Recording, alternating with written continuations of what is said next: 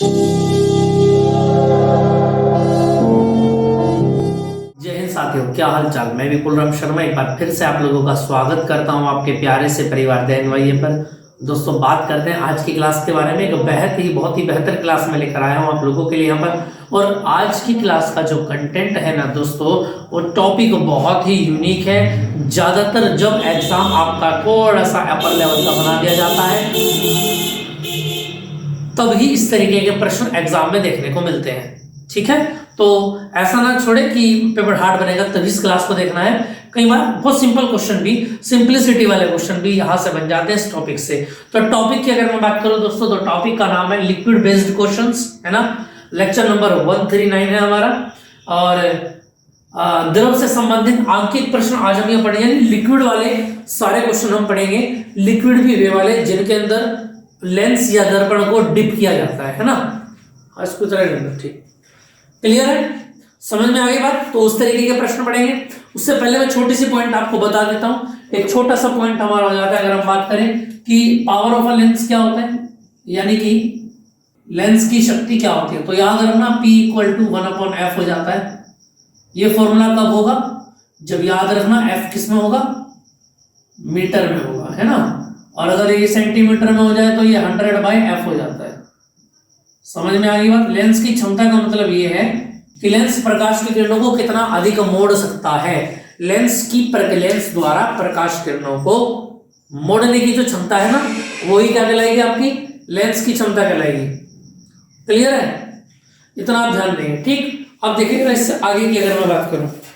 चलिए दोस्तों, इतनी बात समझ में आ गई। अगर F की वैल्यू मीटर में होगी तो 1/f होगा, और सेंटीमीटर में होगी तो 100/f यहां से आप करेंगे। ठीक, चलिए अब बात करते हैं स्टार्ट आगे। ये तो छोटा सा पॉइंट मैंने यहाँ पर आपको बताया। अब बात करते हैं आज के टॉपिक की। तो टॉपिक में क्या दिया हुआ है, लेंस से संबंधित अगर हम बात करें, है ना। तो याद रखना, सबसे पहला पॉइंट हम इसमें देखेंगे कि फोकस दूरी की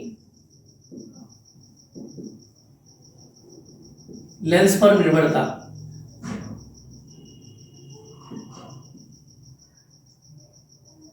या लेंस के अपवर्तनांक पर निर्भरता क्या क्या होगी, है ना। तो सबसे पहली बात अगर मैं बोलूं, क्या देखेंगे आप ध्यान से, यहां से देखेंगे कि सबसे पहला पोर्शन तो ये है कि मैंने लेंस को कहां पर रख दिया,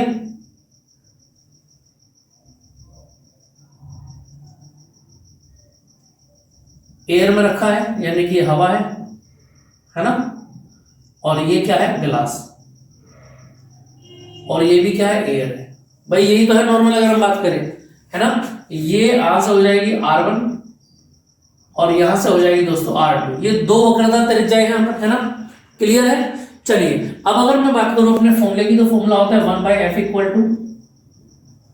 n-1 1/r1 - 1/r2। अगर मुझे ये फॉर्मूला इसके अंदर अप्लाई करना हो तो देखना जरा 1/fa। अभी जो फोकस की जो त्रिज्या होगी वो एयर में लेंगे, fa बराबर, तो यहां पर याद रखना कितना आएगा, Ang-1। देखो इस बात का हमें कैसे पता लगेगा कि क्या आना है क्या नहीं आना है। तो ध्यान रखना, अभी जो फिलहाल रे है वो कहां जाएगी, एयर से कहां पर जाएगी, ग्लास में जाएगी। एयर से कहां जाएगी, ग्लास में। क्लियर है। तो अपवर्तनांक जो लेंगे वो क्या लेंगे, Ang लेंगे, है ना। हमको पता है जिस माध्यम में किरण जाती है वो आगे आता है, और जहां से किरण आती है वो पीछे आ जाता है ना। दूसरी बात अगर मैं बोलूं, क्या देखें जरा, ये तो था वायु में।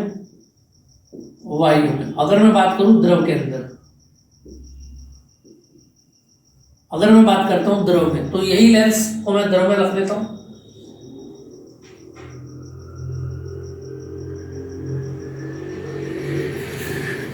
है ना। ये लो जी, ये ग्लास बन जाता है। ये फिर दोबारा से R1 और ये फिर दोबारा से R2, ये ग्लास बनेगा। ठीक है, क्लियर है इतनी बात। और यहां से इस बार हमने इसको लिख दिया लिक्विड के अंदर। कहां पर रखा, लिक्विड के अंदर। और रे जो जाएगी वो लिक्विड से कहां पर जाएगी, ग्लास के अंदर जाएगी, है ना। तो अगर मैं यहां से दूसरी फॉर्मेशन बोलूं तो कितना आएगा, F लिक्विड = देखें जरा। अब लिक्विड से कहां पर जा रहा है, ग्लास में, Lng -1 1/r1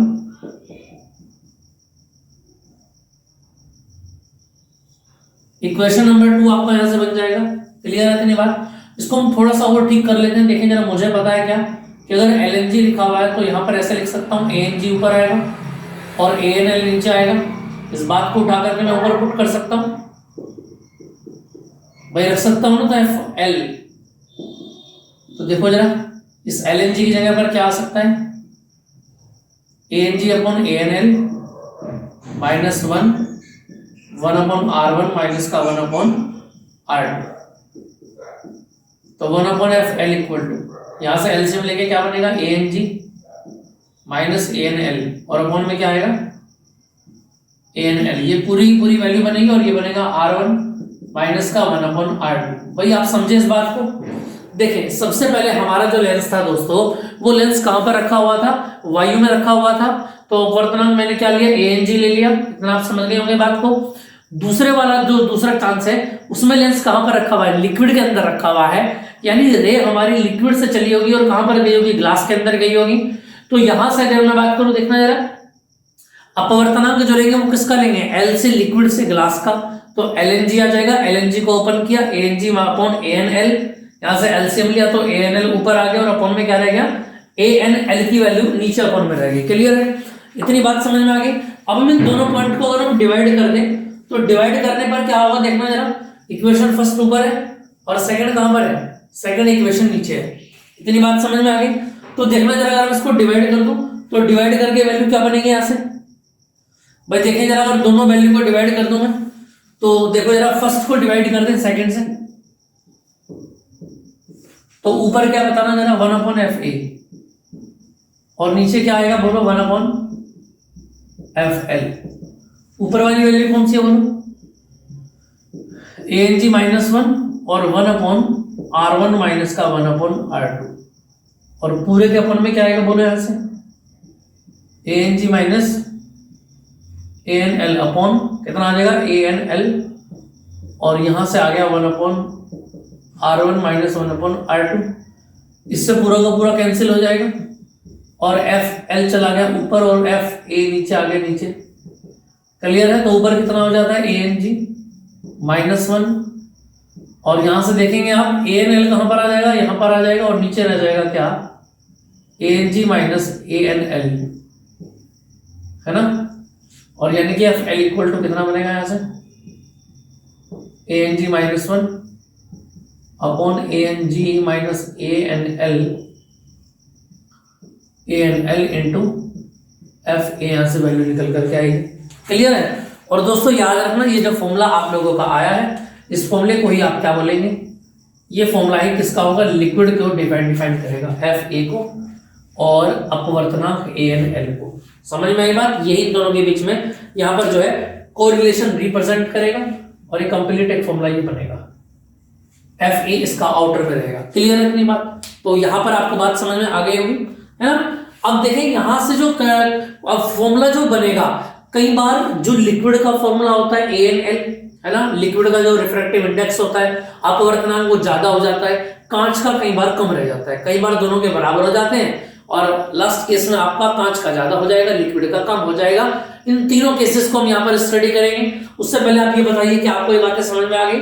कमेंट कर दिया करें जरूर, कमेंट तो आपके आते नहीं है ना, और मैं कहते कहते थक जाऊंगा, लेकिन आप लोग कमेंट करेंगे नहीं, ये आपने ठान रखी है। समझ में आ रही है बात या नहीं। चलो जी, आप नहीं करोगे कमेंट, कोई बात नहीं, हम काम चला लेंगे, लेकिन हम जो आपके लिए मेहनत कर रहे हैं ना, ये आप तक पहुंचनी बहुत ज्यादा जरूरी है। ठीक, चलिए इतना समझ में आ गया होगा। अब बात करते हैं आगे की क्लास को स्टार्ट करते हैं नेक्स्ट। देखिए जरा, ये फॉर्मूला आपको समझ में आ गया होगा। चलिए जी, तो फोकस दूरी की लेंस पर निर्भरता क्या समझ में आ गई। इसको थोड़ा एक्सप्लेन करते हैं, कैसे एक्सप्लेन करेंगे देखिए जरा। इसके में यहां से आगे केस यहां पर हम देख पढ़ेंगे, उस केस से आपको ये चीजें समझ में आएंगी। जैसे अगर मैं बात करूं, ये जो फॉर्मूला आया है, इस फॉर्मूले को मैं यहां पर नोट डाउन कर देता हूं। एफ एल इक्वल टू कितना आ जाएगा, ए एन जी माइनस वन, और अपॉन में कितना आएगा, ए N G minus A N L, है ना, और इनटू में ए एन एल, और बाहर आउटर में क्या आ जाएगा, वन एफ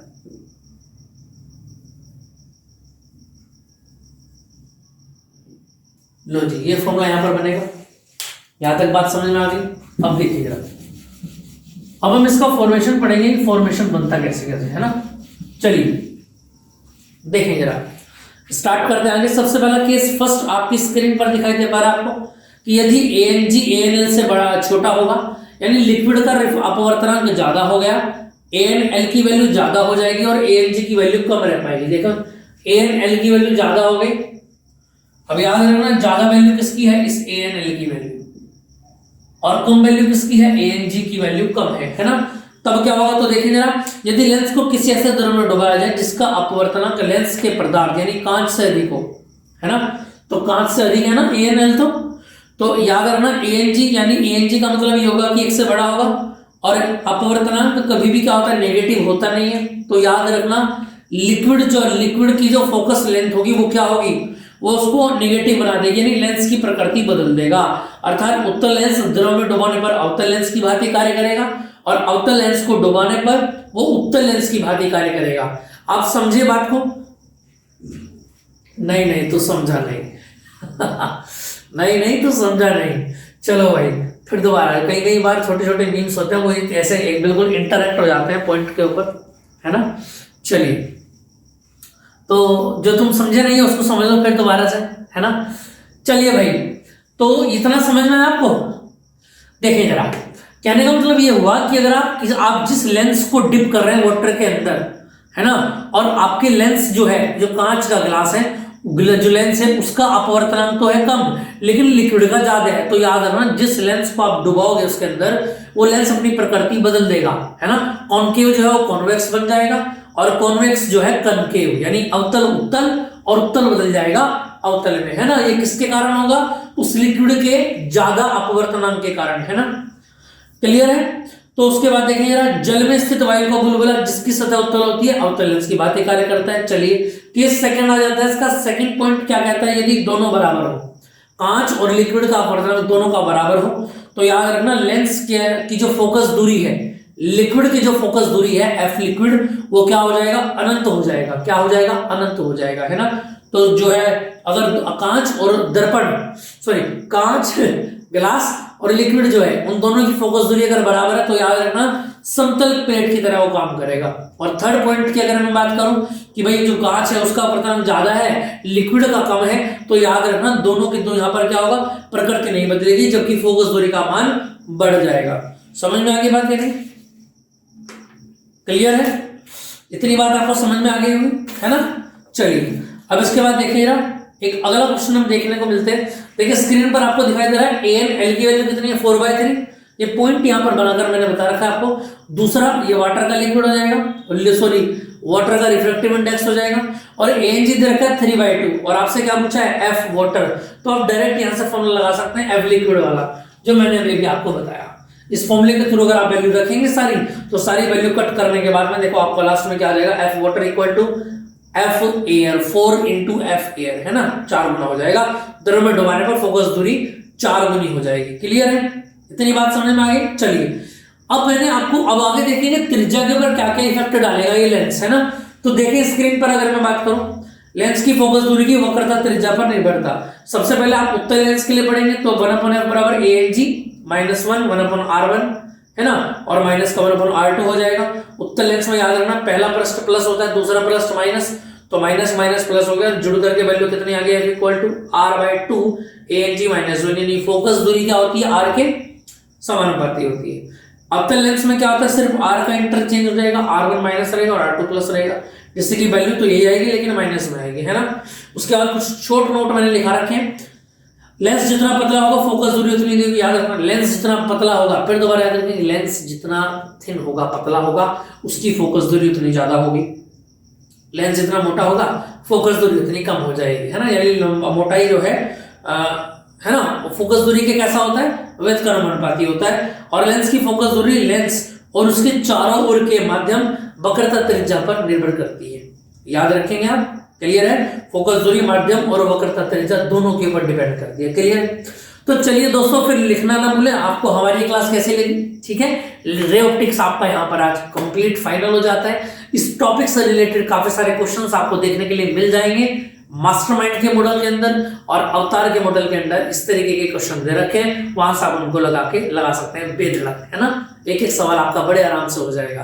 चलिए मिलते हैं फिर नेक्स्ट क्लास में, कुछ नया टॉपिक लेकर के आएंगे। रे ऑप्टिक्स कंप्लीट हो चुका है, मिलते हैं वेव ऑप्टिक्स के बहुत ही बेहतर और शानदार टॉपिक्स के साथ। तब तक बने रहिए हमारे साथ, माता पिता की सेवा करते रहिए और दोस्तों ठंड के मजे लेते रहिए और अपनी पढ़ाई का नुकसान बिल्कुल न कीजिए।